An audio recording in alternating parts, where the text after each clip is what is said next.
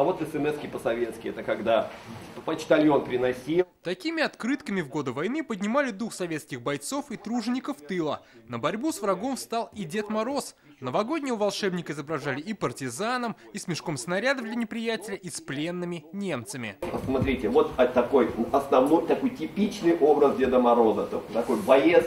Родственникам посылали как фабричные открытки от лучших художников страны, так и самодельные. Некоторые экземпляры действительно уникальные. Для выставки «Фронтовой Новый год» собрали более 200 открыток из запасников музея и личных коллекций. Все это очень изготовлено талантливо. Дед Мороз всегда... От него как бы исходит вот такая решимость, уверенность в победе. То есть он на лыжах с автоматом, он едет на санях, везет пленных немцев.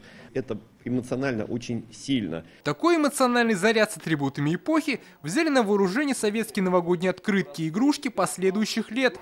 Это и покорение космоса, поднятие целины, Московская Олимпиада. Дошло до того, что в конце 80-х Дед Мороз изображали в качестве рок-н-ролльного барабанщика. Мне это очень нравится, это удивительные вещи, их нужно обязательно хранить, помнить. Очень все завораживающе.